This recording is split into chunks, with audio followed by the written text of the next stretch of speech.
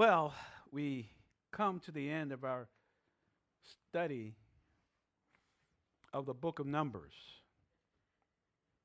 Can you believe it? This is the 38th and final message on this wonderful book. My question to you who have joined me on this study is, did the book of Numbers deliver as I promised? Do you now see that it is not a dull and boring book with lists of names and places with no relevance to you?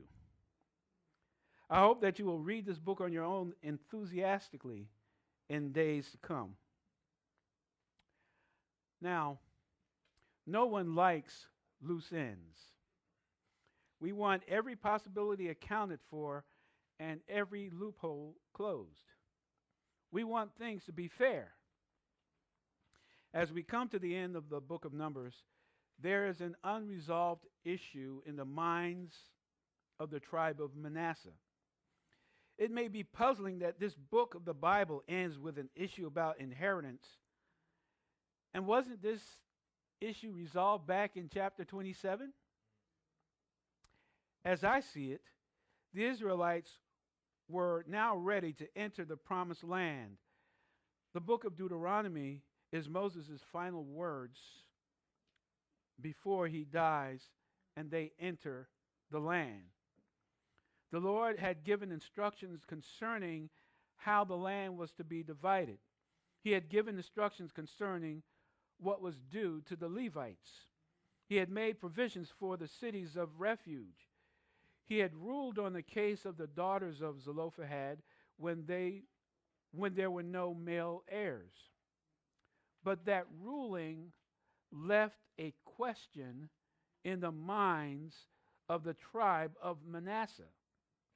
Once this issue was dealt with, then everything would be ready. That's a wrap. So let's examine how the book of Numbers ends. And the title of the message today is That's a Wrap, taken from Numbers chapter 36. Now, allow me, if you will, to read the entire chapter, and then we'll come back, and there are 4 points I want to get across. So here we go, Numbers 36, beginning at verse 1. Now the chief fathers of the families of the children of Gilead, the son of Machir, the son of Manasseh, of the families of the sons of Joseph, came near and spoke before Moses and before the leaders, the chief fathers of the children of Israel. And they said, "The Lord commanded my lord Moses to give the land as an inheritance by lot to the children of Israel. And my lord was commanded by the Lord to give the inheritance of our brother Zelophehad to his daughters. Now, if they are married to any of the sons of the other tribes of the children of Israel, then their inheritance will be taken from the inheritance of our fathers, and it will be added to the inheritance of the tribe into which they marry. So it will be taken from the lot of our inheritance. And when the Jubilee of the children of Israel comes, then their inheritance will be added to the inheritance of the tribe into which they marry. So their inheritance will be taken away from the inheritance of the tribe of our fathers." Then Moses commanded the children of Israel according to the word of the Lord, saying, "What the tribe of the sons of Joseph speaks is right. This is what the Lord commands concerning the daughters of Zelophehad, saying, let them marry whom they think best, but they must marry only within the family of the tribe of their father's tribe. So the inheritance of the children of Israel shall not change hands from tribe to tribe. For every one of the children of Israel shall keep the inheritance of the tribe of his fathers. And every daughter who possesses an inheritance in any tribe of the children of Israel shall be the wife of one of the family of her father's tribe, so that the children of Israel each may possess the inheritance of his fathers. Thus, no inheritance shall change hands from one tribe to another, but every tribe of the children of Israel shall keep its own inheritance. Just as the Lord commanded Moses, so did the daughters of Zelophehad. For Mahlah, Tirzah, Hoglah, Milcah, and Noah, the daughters of Zelophehad, were married to the sons of their father's brothers. They were married into the family of the children of Manasseh, the son of Joseph, and their inheritance remained in the tribe of their father's family. These are the commandments and the judgments which the Lord commanded the children of Israel by the hand of Moses in the plains of Moab by the Jordan across from Jericho. Now, you're probably thinking, ho-hum, why does the book of Numbers end this way? I mean, all the exciting things that we've seen in the book of Numbers, this is kind of a downer, Pastor. You know, I expected something great to be the ending of this book. Well, that's when you're looking through the eyes of a Sherlock Holmes story or something like that. This is very, very practical, and therefore it's very important. So let's take a look at what's going on. First, the tribe of Manasseh registered a concern. They registered a concern to Moses and the leaders. We find that in the first 4 verses. Now the chief fathers of the families of the children of Gilead, the son of Machir, the son of Manasseh, of the families of the sons of Joseph, came near and spoke before Moses and before the leaders, the chief fathers of the children of Israel. So either the entire family or representatives from the family, they come before Moses and the leaders of Israel. So you know they're coming for an appeal. They are not lodging a complaint, but they are registering a concern. And what is their concern? Verse 2. And they said, the Lord commanded my Lord Moses to give the land as an inheritance by lot to the children of Israel. Well, that was true. Before they even enter into the land, the Lord had instructed Moses to instruct Joshua and the 12 tribal leaders how the land was going to be divided by lot. And for the larger tribes, they would get more land. The smaller tribes would get less land. But that was all organized because we know that God is a God of order. He doesn't like mess. And so before they register their concern, they go back to the fact that it is the Lord who has established that there would be order in the dividing of the lots in the promised land. Going back to verse 2 now. And my Lord was commanded by the Lord to give the inheritance of our brother Zelophehad to his daughters. Now that was because Zelophehad died and he didn't have any sons. All he had was 5 daughters. And they made their appeal back in Numbers chapter 27, if you will recall. And the title of that message was, what about us? What's going to happen to us? Our father, he didn't have any sons, and what's going to happen to his inheritance? Are we just off the map? And the Lord gave a ruling saying that if a man doesn't have any male heirs, that the inheritance would go to the daughter so that it stays within the family. And so the tribe of Manasseh, they're saying, okay, the Lord told you to give the inheritance of our brother Zelophehad to his daughters. Verse 3. Now, if they are married to any of the sons of the other tribes of the children of Israel, then their inheritance will be taken from the inheritance of our fathers and will be added to the inheritance of the tribe into which they marry. So it will be taken from the lot of our inheritance. So what are they saying?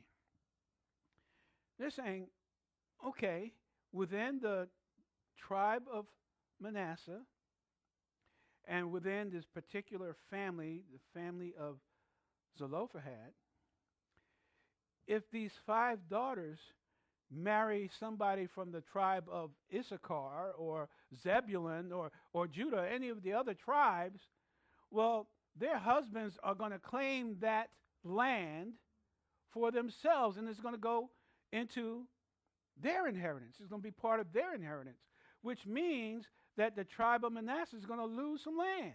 They're going to lose part of their inheritance. And so what they're saying is, that's not right. That's not right. Why should we lose something because our brother didn't have any sons? That's what's going to happen. We're going to lose territory. And not only that, they reference the year of Jubilee, which after every 50 years, if you sold yourself into slavery, if you gave up something at the year of Jubilee, it would all go back to you.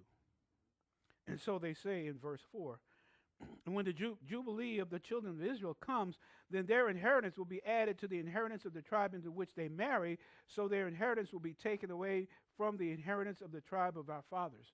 So they're saying even the year of Jubilee is not going to help us, because it's not going to turn back to us. It's going to be given to the tribe in which these daughters married. So they register their concern. First of all, we should observe once again that they had a right of appeal. We live sometimes in certain situations, whether it's at work or we think about government, where you don't have a say. You don't have a recourse. If you think that you're being treated unfairly or somebody's getting over on you, you can't even appeal it. When's the last time you appealed to the IRS? We'll move on from there, but you get the picture there. There's situations where you feel that you're being treated wrong, and you can't even address the situation. But here, they were given that privilege to address their concern. See, that's the kind of God we serve. And so they say, we have a chance to lose something. Now, I can almost read the minds of some people who would say, all right, why didn't the Lord take care of that in chapter 27? Did this catch the Lord by surprise? No, not at all. So the second thing we need to see is that the Lord gave a restriction. And here's a restriction found in verses 5 through 9. That Moses commanded the children of Israel according to the word of the Lord, which means the Lord spoke to Moses, and now Moses is speaking to the people, saying, what the tribe of the sons of Joseph speaks is right. This is what the Lord commands concerning the daughters of Zelophehad, saying, let them marry whom they think best, but they may marry only within the family of their father's tribe. So the inheritance of the children of Israel shall not change hands from tribe to tribe, for every one of the children of Israel shall keep the inheritance of the tribe of his fathers. And now it expands. And every daughter who possesses an inheritance in any tribe of the children of Israel shall be wife of one of the family of her father's tribe, so that the children of Israel each may possess the inheritance of his fathers. Thus, no inheritance shall change hands from one tribe to another, but every tribe of the children of Israel shall keep its own inheritance. First, we should observe that the Lord agrees with these representatives from the tribe of Manasseh. But why didn't he take care of this before? My response is that this becomes a teachable moment. Sometimes we learn best when we have to struggle with something.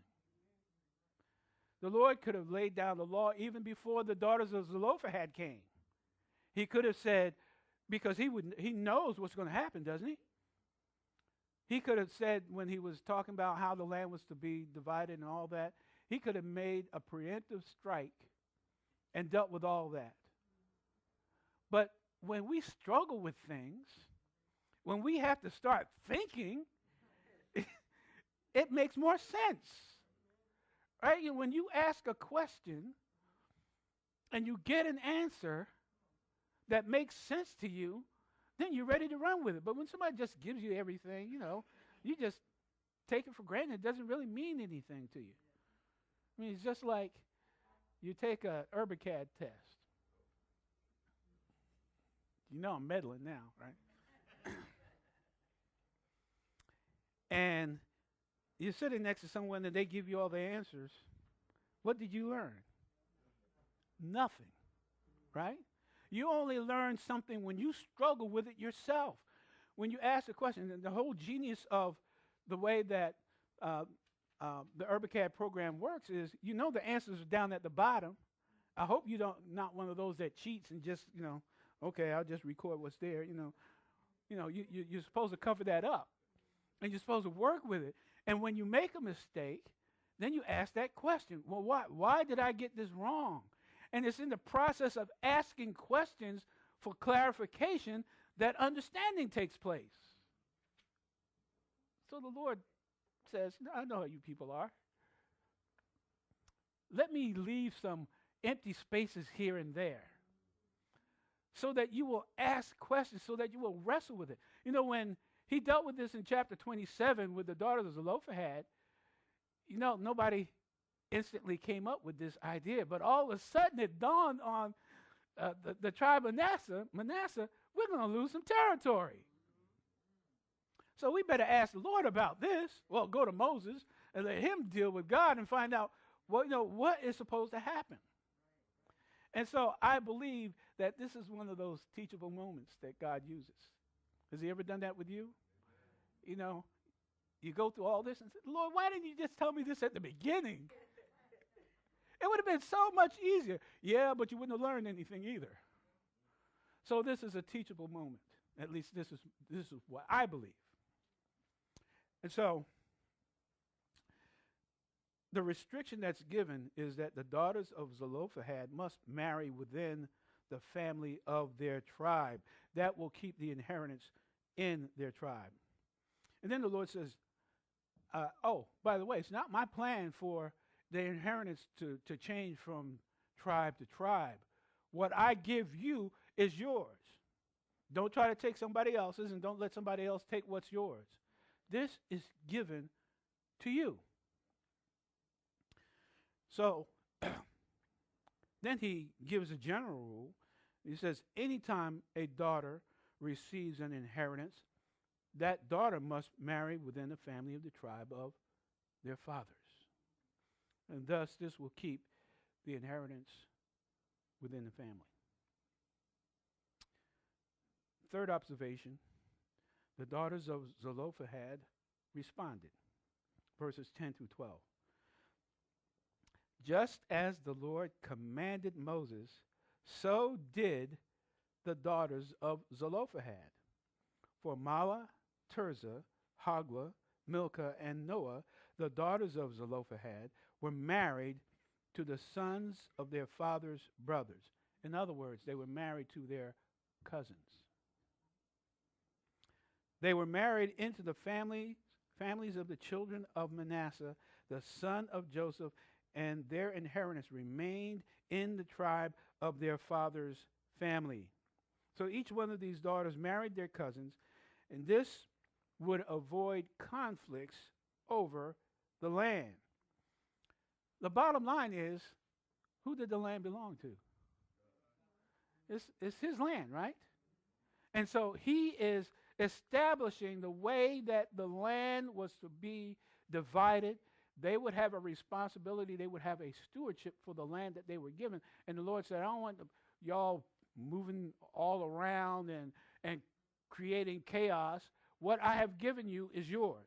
What I've given you is yours. And this is the way that it's going to stay by me adding this restriction. It tells me two things. One, we've already concluded that God is a God of order. But secondly, he is a God who keeps his promises. He's promising an inheritance in the land. But over time, if they did all this back and forth stuff, a tribe could wind up losing everything. But God says, no, I keep my promises. And this is the way it will be established. Fourth, and finally, everything was resolved concerning the land. Verse 13. These are the commandments and the judgments which the Lord commanded the children of Israel by the hand of Moses in the plains of Moab by the Jordan across from Jericho. So this is how the book of Numbers ends. What is stated here is that God had given all the instructions that they needed before going into the promised land. They're right across from Jericho. They're on the other side of Jordan. They could see Jericho. And you know the song, Joshua fit the battle of Jericho? You know, that's coming. But they can see. They can see the walls of Jericho across from where they are. And the Lord is saying, I've given you everything that you need in order to go and to possess the land that I have given you. I've given you the instructions concerning how the land is to be divided. I've given you everything that is needed. That's a wrap. Okay, what else needs to be added? Nothing. After this final concern has been addressed by the Lord, that's a wrap.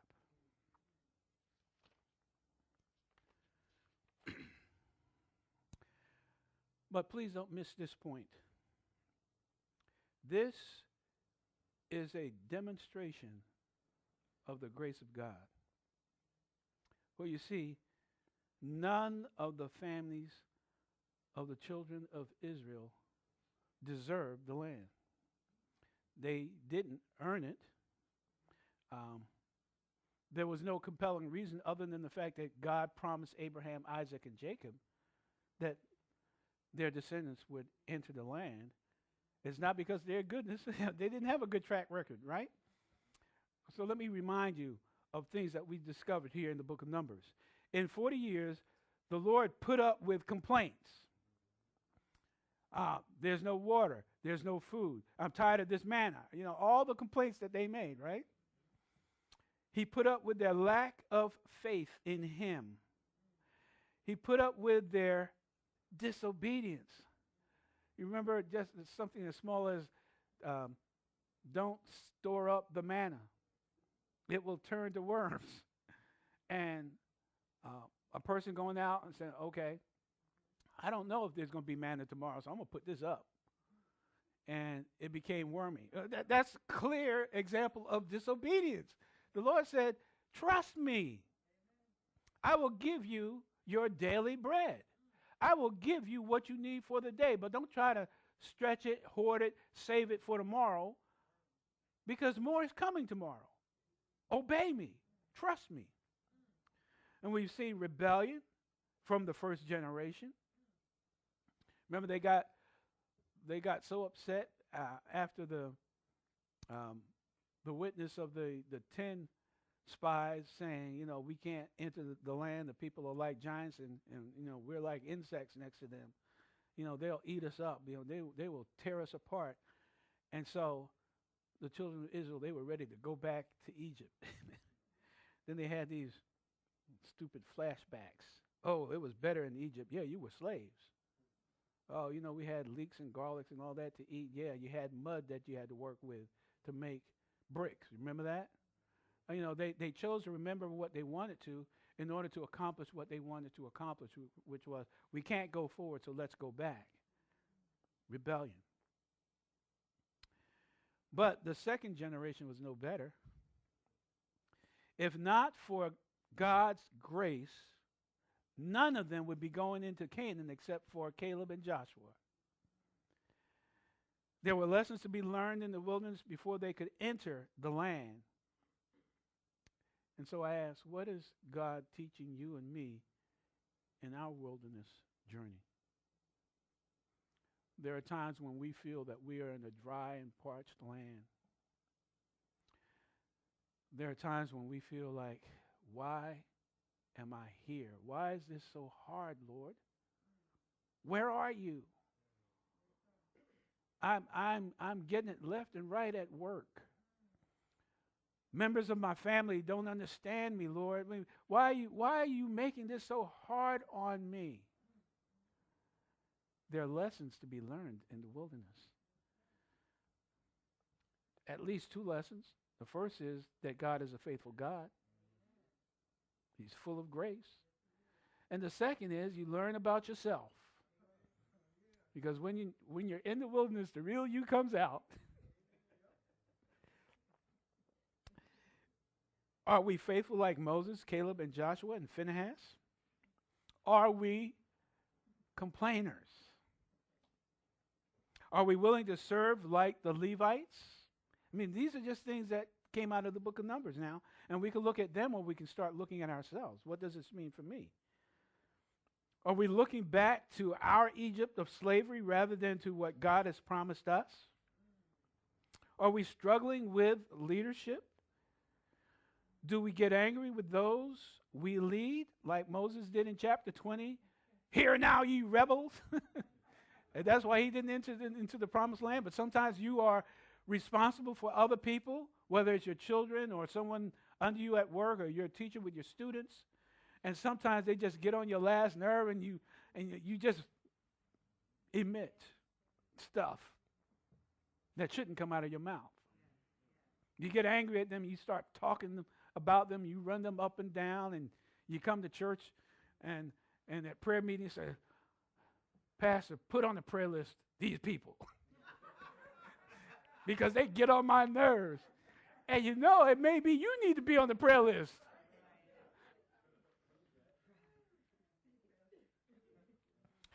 What have we learned from the book of Numbers? We should put ourselves into the story of Numbers, but let's learn from the mistakes that Israel made.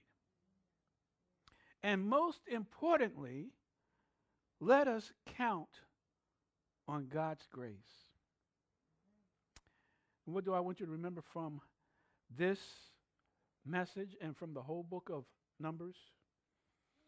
It's God's grace that gets us through the wilderness. It's God's grace that gets us through the wilderness. How can you apply this message to yourself? As I said, you need to put yourself in the story and see how it applies to your present situation. But that's only going to happen if you decide to go back through the book of Numbers on your own. So I encourage you to come back often to the book of Numbers to see how you are doing. When you are struggling, when you feel like you are in a desert, go back to the book about the desert. Because the Hebrew name for the book, remember, is In the Wilderness. And so when you feel like you're in the wilderness, why not take some time to read through the book of Numbers and see how God dealt with Israel as they went through their wilderness and see what lessons of application there is for you as you go through your current wilderness. If you're not a believer in Jesus Christ, please remember that anyone who is saved by grace through faith. God gives us both the grace to be saved, and he gives us the faith to be saved. Will you receive the gift of salvation? Let's pray together.